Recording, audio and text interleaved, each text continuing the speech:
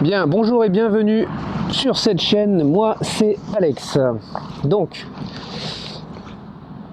première vidéo qui touche un véritable sujet.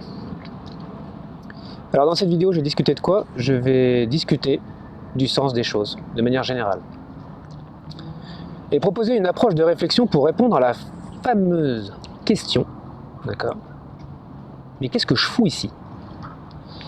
Et plus globalement, pour répondre aux questions existentielles, qui suis-je, où vais-je, d'où viens-je, etc. Ouais, tu me suis? Alors, concepts fondamentaux. Un système de réflexion, de pensée, ça s'appuie sur des principes.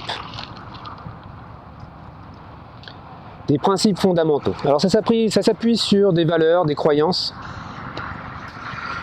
tout un tas d'informations qu'on a dans la tête. Des éléments auxquels vous croyez, sans qu'ils soient nécessairement le fruit d'une réflexion logique. En tout cas, c'est ce que vous croyez.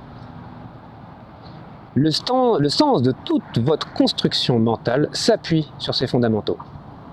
Donc en gros, pour résumer, pour comprendre les choses qui vous entourent, vous avez besoin d'avoir certaines données dans votre tête qui vont servir de fondation à votre pensée. Ces fondations, on les appelle des valeurs, des croyances. Donc, la fondation.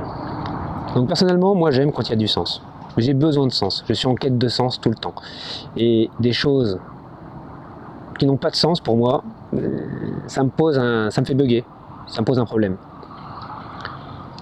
Alors j'ai commencé par poser cette question. De quoi pouvez-vous être certain? Êtes-vous certain d'une chose d'ailleurs?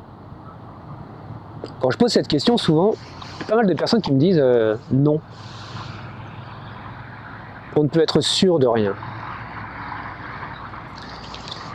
Et moi, je leur réponds qu'il y a une certitude qu'on peut avoir. On peut avoir une certitude. Laquelle est-ce? Celle d'exister. Ah mais oui, exister, comment ça? Ah mais oui, exister. Vous pensez que c'est aussi évident que ça? On a souvent cette remarque, oui mais quand je rêve, est-ce que je peux savoir si j'existe vraiment? Donc là il y a confusion entre l'existence matérielle et l'existence dans un rêve. Mais on existe, ça c'est une certitude. Donc en gros on est moins sûr de la forme, on ne sait pas si on existe. Ouais. Donc on est sûr d'exister. On est moins sûr de la forme, mais on ne peut pas douter de son existence. Alors l'existence est un axiome indémontrable. Ça ne se démontre pas. Tu peux prendre un problème mathématique, il commence par quoi? Il existe.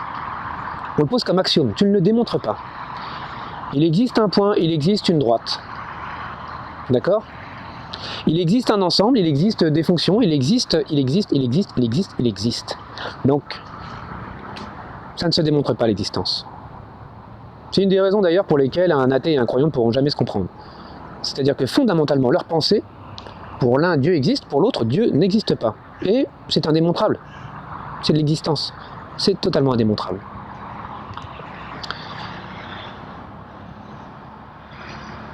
Alors cette règle s'applique absolument à tout.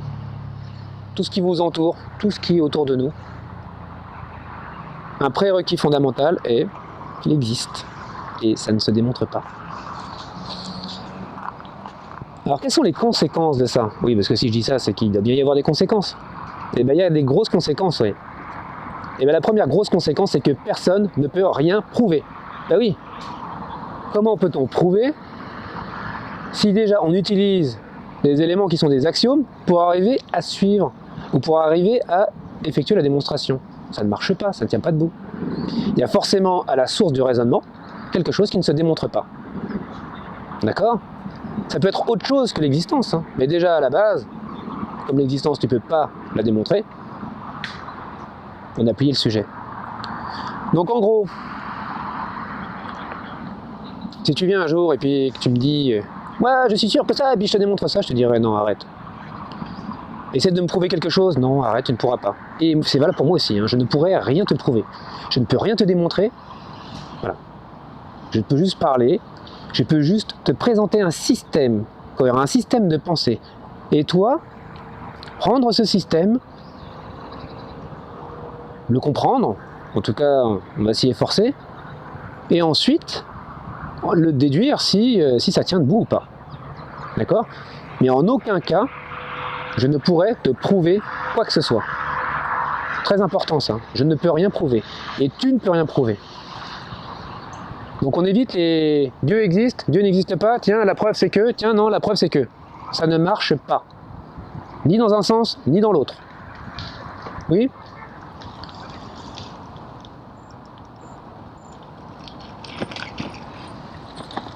Alors, l'existence est donc ce dont nous pouvons... L'existence est donc ce dont nous pouvons être certains. Alors la dernière fois je m'en étais arrêté à l'existence en disant que c'était la seule chose dont nous pouvions être certains. C'est un axiome, on ne le démontre pas. Une fois qu'on a compris ça, pour moi on peut se poser deux questions. Pourquoi? Comment? Comment, c'est ce qu'on fait tous les jours. Je vais travailler, j'éduque mes enfants, je prépare le repas, je vais dormir, je me brosse les dents, bref, ça c'est le comment.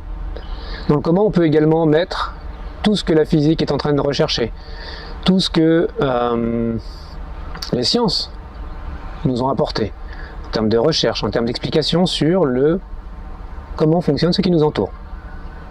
Tout ça c'est le comment, et on va dire que c'est déjà largement...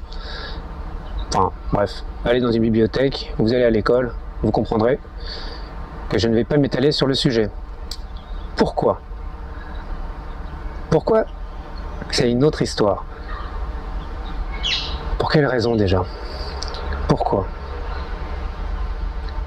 Déjà, pour comprendre les raisons... Ouais, non, ça j'en parlerai dans la vidéo suivante. Je vais m'arrêter ici pour cette vidéo-là. Je pense que j'en ai suffisamment dit. L'existence, la seule chose dont nous pouvons être certains. Je vous remercie. Vous pouvez liker. Je vous en prie, partagez. Si c'est pas pour vous, faites-le pour les autres. Allez, salut!